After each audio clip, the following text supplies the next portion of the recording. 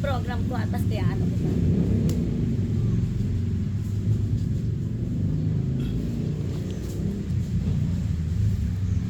Okay, magandang buhay Luzon, Visayas, Mindanao. Narito na po tayo sa programang Buhay OFW ngayon, Bantay at Kasangga na mapapakinggan po sa DWWD Armed Forces Radio, ang boses ng Kawal Pilipino. And of course, nakikita nyo ang ganda ng aming view at medyo naiiba ang ating tatalakayin ngayong araw na ito. Pero bago ang lahat, magpasalamat po muna tayo sa ating mga sundalo, mga babaeng sundalo at mga lalaki na nakasuporta po sa ating programa, ang ating pong technical side. Thank you po so much. And of course, ang ating butihing station manager, walang iba kundi si Colonel Frances. Hello po, Ma'am Frances Padilla. Alam ko napaka-busy nyo ngayon. Ang dami yung interview sa kung iba't ibang TV station and radio. Kasi tungkol yan po sa West Philippine Sea. And of course, ayan po. Matiin po natin ang ating mga OFW sa apat na sulok ng mundo, ating pong Bantay Kasangga chapter. Si Chairman po medyo busy, ganyan natin kasama ngayon.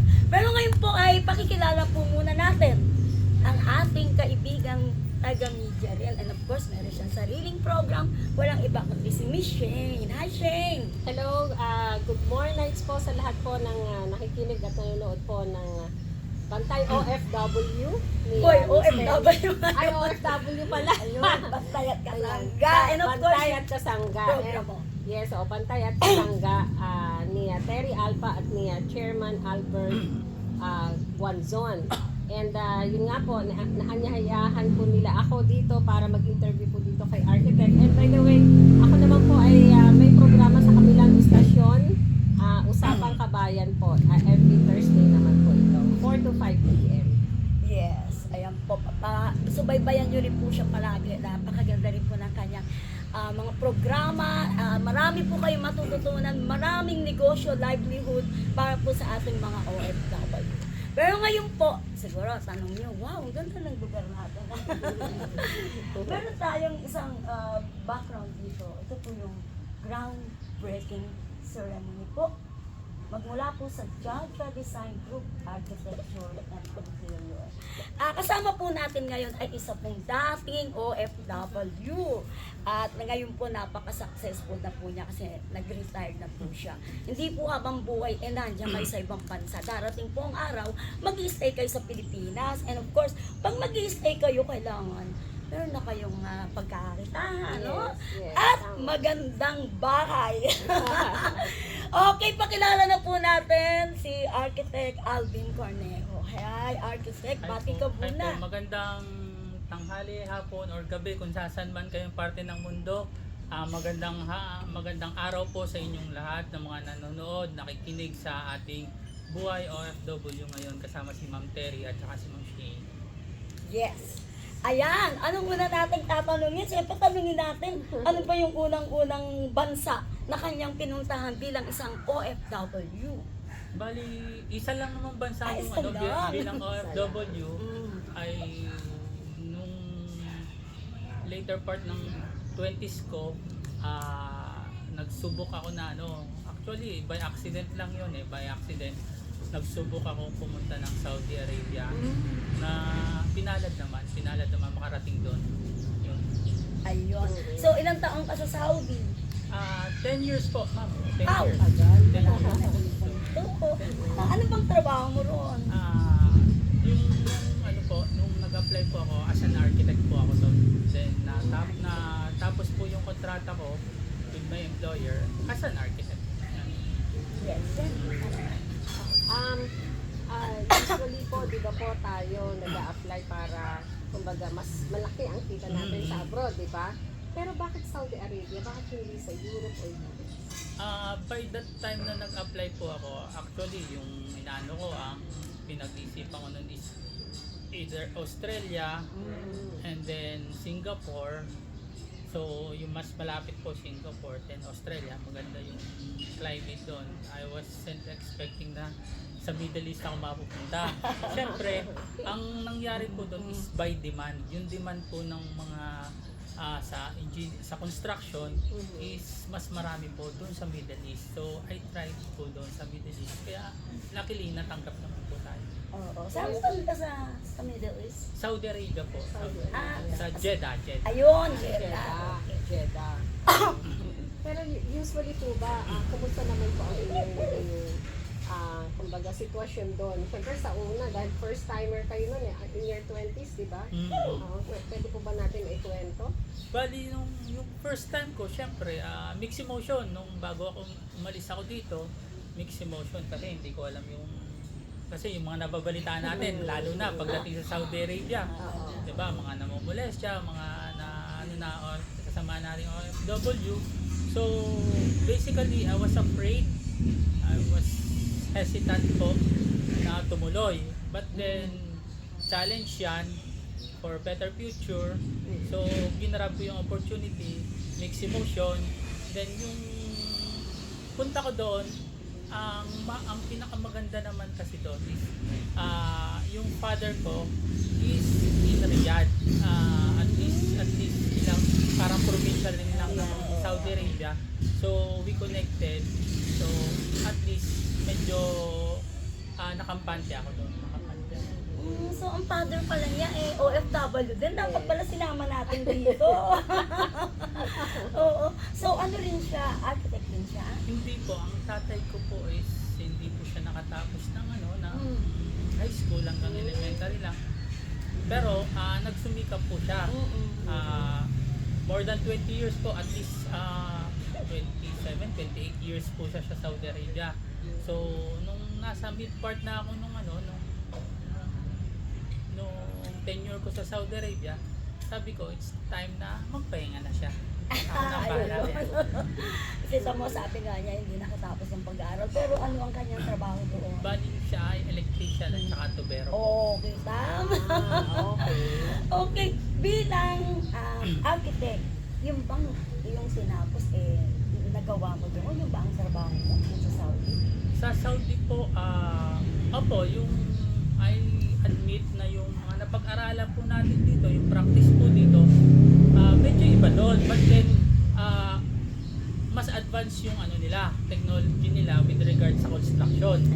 Mas mabilis sila, mas yung ginagamit nilang mga equipment. So, yung knowledge at saka skills natin na dinala po sa Saudi Arabia, na-enhance po natin. Na-enhance yung mga natutunan ko dito sa Pilipinas, mas lalong nag-improve nung nagpunta po ako ng Saudi Arabia. So, magandang experience. Maganda po, maganda po. Okay. So, bilang OFW, ano ba yung mga naging challenges sa'yo na sa tingin mo, wow, ito na yung pinakamatindi na dumating sa buhay mo? Ano ba yun? Challenges. So, yung una po, syempre, bago ka, malayo sa pamilya. Yes. Syempre, malayo sa mga mahal sa buhay. So, yung homesick. Yeah. Yung homesick. Pero ngayon, hindi na ganun kasi High-tech yung na technology. Pero nung nagsimula po ako, hindi pa ganun yung social media. Anong year yun? 2008 po. Medyo ayun na yun. So, Result ka na. may cellphone na, but then, yung yung social media, hindi pa ganun kapatok. Oo. Nagsisimula pa lang yung Facebook. Video call, wala pa yata. Wala pa po, wala Yung mga pa. online, wala pa yan. Baka Yahoo pa lang, Yahoo. Yahoo chat. Yahoo pa lang, Yahoo chat, Yahoo Messenger pa lang. No? So, yun yung homesick. Yung homesick, medyo nag-is lang yun nung later part nung nadun ako. And then, syempre, hindi rin nawala sa akin yung kinatatakutan ng lahat sa Saudi na yun nga, yung maltreatment ng ibang So, may mga ibang lahi, hindi ko naman nila lahat, may ibang lahi na yung discriminated tayo. Oo. Dinidiscriminate. Merong pagkakataon na dinadown tayo. So, nakakalaban natin. So, tatag lang. Naging puhunan ko doon. Kailangan matibay ang dibdib mo. Okay. Yes, sir. Yun nga, yung sabi mo nga na kailangan matatag lang. So, kumbaga, of course, siguro, sinamahan mo rin yan ng dasal. Opo, syempre. Oo. Pero paano mo na overcome? Kasi syempre, bata ka pa lang yun eh. Kasi kung bata ka pa lang at first time mo, kumbaga, parang, syempre, mura pa yung isipan mo, wala ka pang ganung ka-experience. Paano mo tinandal yun? Basically, yung first 2-3 years ko po, medyo mahirap. Ang maganda lang noon is, luckily for me, kasi iba-iba tayo ng magiging experience pag nandun tayo sa ibang bansa. Ang lucky part ng experience ko ng pagsa-Saudi, yung hobbies ko dito sa Philippines is naging available po doon sa Saudi Arabia. Yung part na yun, Anong hobbies niya? kasi before dito as of now, kahit ngayon dito sa Pilipinas, nagko-coach po ako ng badminton at basketball. Ayun. Opo. Okay. So nung nasa Saudi Arabia ako, meron pong mga communities doon, badminton communities at saka basketball communities. Maliit lang yung community ng OFW sa Jeddah. So once na discover ko na may court doon, naglalaro ako ng badminton. Ayun. Nagtuturo ako ng badminton, naglalaro ako ng basketball, nagko-coach ako ng basketball. So, yun, yung sa Pilipinas na ginagawa ko, nadala ko dito. Ayun, kaya nalibang siya. Nalibang ako. Yan, yun po. Yan. Okay, so ngayon tanungin natin siya sa kanyang career, ano? Sige, medyo usog tayo. So, Mainit na. so, iba yung ano natin dito. Okay, tanungin natin siya. Sabi mo nga, in 3 years, medyo nakaano ka na sa sitwasyon. Apo. Ngayon, umabot ka ng 10 years. Wow, 10 years. 10 years. Super. Bakit after 10 years, nag-retire ka, nakaipon ka na ba? Actually, wala akong balak. Biglaan yung 10 years. Bakit ako umuwi ng 10 years? Oo. Biglaan. After 10 years kasi, nagkaroon ng problema yung, ewan ko lang kung nabalitaan ng mga kababayan natin, lalo na mga nasa Saudi Arabia. Nagka-problema ang Saudi Bin Laden Group. I was employed in Saudi Bin Laden Group. Yes, kailangan So, pala Saudi Bin Laden. May mga times na hindi kami sinusweldo or allowance lang yung binibigay. So, by that time kasi, meron kaming ginagawang sa Maka, hotel. And then, bumagsak yung hotel na ginagawa namin. So, maraming tao na disgrasya. So, it was really an accident kasi sandstorm po yun.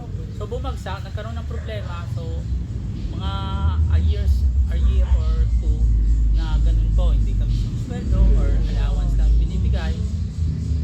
So, it was not getting better po for me and for my family. So, I decided na pag nakuha ko na yung ano ko, tuwi na ako. Yan. Total naman, meron naman kami So, nakuha makukuha. niyo naman yung mga benefits. Yes, nakuha po namin ng time na yun yung benefits namin. Then after nung makuha yung benefits ko, is na gano'n na ako, naglakas ng loob na umuwi ng Ayun, kasi at least meron siyang puhunan. Yes. So, yung in 10 years na yun, one company ka lang tawag. one company. Hanggang sa Wow, ganun na ano yan. Very Maganda loyal. naman po yung benefit sa amin. Ang problema lang talaga is nagkaroon ng Nagkaroon ng problem. ng disgrasya. ng business. Okay, so ayan, tutungo tayo sa pag-uwi ni Archie. Siyempre, umuwi siya, meron na siyang puhunan. Paano ka nagsimula sa pag-uwi mo? So, nung pag-uwi ko, ito na-experience ko That was beforehand. 2018. 2018. No? Yeah. Na-experience ko beforehand na yung mga kasamaan ko sa Saudi na matatanda na po, nagsiuwi, nagtatanong sa akin kung nasa Saudi ako, kaya pwede pa silang bumalik kasi wala silang ginagawa sa Pilipinas. Ayun. Nahihirapan silang mag-cope up. Oo. So, sabi ko, paano na lang ako pag uwi ko? Ganyan. So, nung umuwi ako, medyo mahirap. Yung first 1.5 year ko, naghahanap ako ng kliyente. Naghahanap ako ng, ng magagawa. Oo. So, tinry ko mag-buy and sell. Nag-put up ako ng isang sari-sari store. Ganyan. Siyempre, kailangan mo kumita kami. Kailangan mo kumita. Isa akong architect So, na sari-sari. Oo. Na, tapos, Bakit sari-sari store nga pala yung architect ka? eh, Bakit hindi hardware? hindi po kasi that time wala naman kaming sapat na property Oo, wala pa. na yung malaking pagganuhan. Okay. So, yun, sari-sari store, bigasan, kasi in demand. Kasi, kaya ako naisip yon yung basic necessity ng mga tao. Oo. Basic necessity. Daily So, consumption. daily consumables nila. So, but then, yun nga, medyo maliit yung kita, malaki yung ano, so, hindi pa rin sumasapat. Hindi pa rin sumasapat. Until na, nag-try ako na, bakit hindi ko gawin yung gusto kong gawin? Bakit hindi ko, ano yun yung natutunan ko sa Saudi? Oo. Ginagawa ko. Talagang pinag-aralan So, mo. nagsimula ako. Nakahanap naman tayo. Luckily, nakahanap tayo ng unang kliyente natin. My first client was my classmate way back in high school. Oo. Nagpagawa siya ng apartment. Ayun, yun ang simula. Yun ang simula. And then yung kapatid niya, Mm. nagpagawa naman ng bungalow, ng bahay. Oo. So magkatabi sila, sabay kong ginagawa. Oo. So may mga losses, may mga wins din ako doon. So doon sa part na yon, nagsimula ako, natuto, nabigo, natuto, nabigo. So ups and down, doon ang part. Yun. Until eto na, medyo na-establish na po lahat. Okay. Nakikita niyo po ba ito? Nasa likod. Jaja Design Group. Bakit Jaja? Jaja po is ito po yung mga yung Jaja po is basically apat po kami nagsimula niyan. Apat po kami nagsimula niyan. Tatlo po kaming architects at isang interior designer. Si Jan Acosar, si April Capasio, tapos si Jeannie, tapos ako, Alvin. So kaya naging Jaja po yan. Mga kasamahan ko po sila sa dating trabaho namin. So naglakas ng loob kami. But then yung sa construction ako yung nagsimula, sila sa design at saka sa yung more on technical sila. So gina-guidance ko na lang since ako pinakamatanda sa grupo namin. Guidance ang binibigay ko sa kanila, itong gagawin natin. Ako yung sa mga client, ako yung naka-front po sa mga client. So then ni-scatter ko na lang kung ano yung mga trabaho namin na dapat gawin bawat isa. So hanggang ngayon, kompleto pa kayo? Kumpleto po kami, kaya lang hindi kami magkakasama.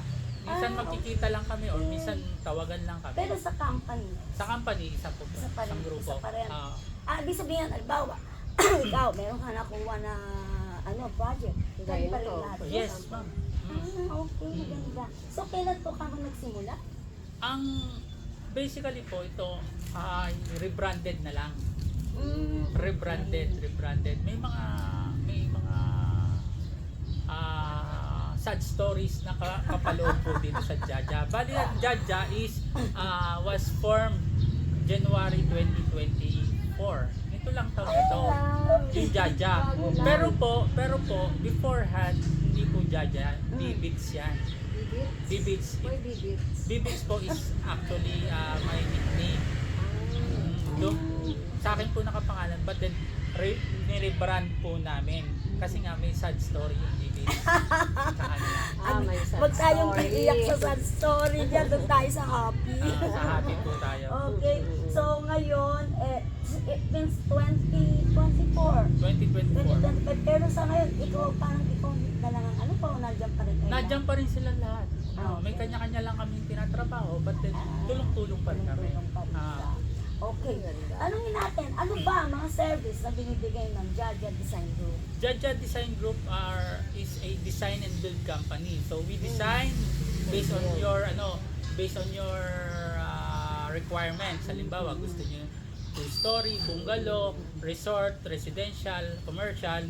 So name it, may fit out or mall or condo, name it, we can do it. We can design for you.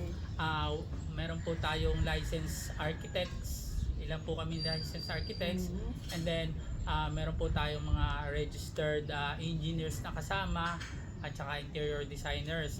So ang isa pa sa namin, nag-assist po kami ng mga building permits. And then we also do the construction. Pagka nag-avail kayo ng design and build package, we design and we build it also for you. So pinadadali namin yung matupad yung pangarap ninyo once na pagkatiwalaan nyo po yung Jaja Design. Yes! Ayan po. Ayan, nakita nyo.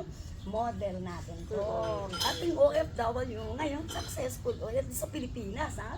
Successful Yes. siya. Kung kaya niya rin. So, Shane, kung meron ka pang tanong. Ayan, with regards to build naman, no? Kasi sabi nyo nga, design and build Apo. kayo. Anong category as a contractor kayo? Kasi di ba iba-ibang category? Ang nagkakaiba-iba naman po yan sa category ng di ba, pagka category ka, nasa 1 million yung capacity ninyo, yung nilabas ng pera, yung pwede nyo gawin. Category B, nasa 3 million. Category C, and so on, so forth. So kami ngayon, nasa category E pa lang yung in-apply namin. E, category Kasi E. di ba may mga, like for example, AAA contractor. Opo. Saan kayo nagpo-fall? Category E po. Kasi ang AAA contractor is basically AAA, AA, at saka yung A, multi-million construction po yan. So, mostly, ang kinikater po nila is government projects. Government projects sa mga, ang category B naman, ang mostly known is mga high-rise tower or kami naman, nagsasubcon kami. With Hindi- AAA with contractor. AAA, with B, with A. Kasi nga po, hindi pa namin kaya magbayad ng milyones para sa pick-up license namin. Yeah. Ganon. So, dito muna kami sa mababa, but then we cater also the subcontracting po. Yan. Ayun. Kaya nga tama-tama OFW. Oo nga Kasi eh. mga Ngayon, residential. sa mga interesadong magpagawa, ayan, banggit niya kung ano yung gusto niyong klase na bahay, bibigyan niya. Saan ka pwedeng contact? Pwede nyo kami pong makontak. Meron po kaming Facebook page. Just look for Jaja Design Group. FB page po namin. Tapos po yung FB ko po, Archivins. Ang pangalan po, Archivins. That's ARKIVINS. Archivins. Magkaiwalay po yon. So, pwede nyo po kaming kontakin doon sa mga Nandun po yung number namin. At saka po, pwede nyo kaming i-email sa jajadesignGroup@gmail.com. So, yun po. Yan. Okay, hinga na lang natin ang mensahe si Ivy Beans. Ang iyong mensahe para po sa ating mga OFW na nanonood ngayon. So, Parting words po. Actually, ako sa totoo lang, napakasarap maging OFW, madali yung pera sa OFW. But then, darating yung time na mas masarap pa rin sa sarili ng bayan. Correct. So, ang gawin ninyo po is, syempre, mag-ipon tayo, and then, hindi habang buhay OFW tayo. Yung naipon natin, syempre, sumugal tayo diyan sa ibang bansa. Bakit hindi tayo pwedeng sumugal dito sa bansa natin? Diba? Meron pong tutulong sa inyo. Meron po kayong kalalagyan dito sa ating bansa. So, anytime na gustuhin nyo umuwi sa Pilipinas, pagod na kayo, dito kayo sa atin. Mas maganda pa rin sa Pilipinas. Yes, and of course, ang iyong mensahe sa ating mga sundalo, ito po ay impilan ng mga sundalo sa Twin Boses ng Kawal Pilipino. Yes, go ahead. Para po sa ating mga sundalo, sa ating mga nagpoprotekta po sa atin, stay safe po kayo. Actually, before ako mag OFW, I was interested in joining the PNP. I was interested in joining the PNP. Kaya lang medyo manipis ako noon. So, tingin ko hindi ako papasa pa. So, stay safe po kayo at saka tatagan nyo pa rin po yung loob nyo at salamat po sa pagpuprotekta nyo sa aming mga mamamayang Pilipino at sa bansa natin. Yes, it's time to say goodbye. Yun nga po. Maraming salamat Mary sa guest co-host mo dito sa iyong programang what's this? Buhay OFW. Nakakalimutan ko. Buhay OFW ngayon under Armed Forces Radio. And of course, wag din po ninyong kalimutan din na every Thursday po ang aking programang Usapang Kabayan sa kabila naman pong istasyon. And maraming salamat po muli. Thank you po. Architect Vince. And of course, sa ating friend, si Miss Terry Alpha.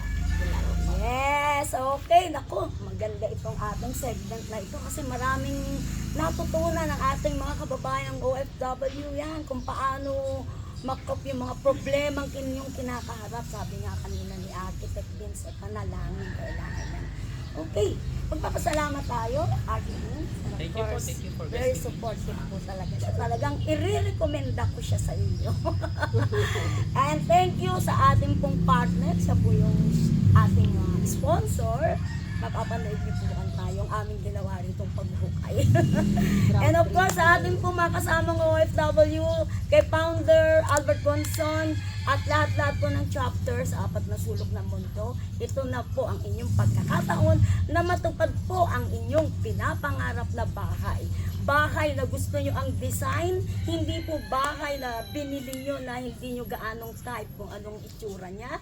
Yun yung ginagawa namin nung araw, nire-recommenda namin sila sa mga ready-made. Pero ito po, ngayon talagang matutupad na yung inyo talagang nais at na masisiyahan kayo.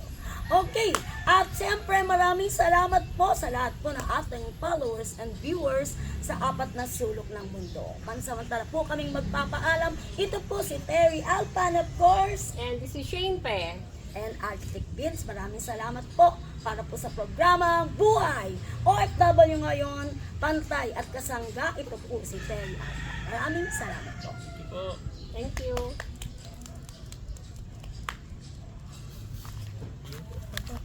Ilang oras lang?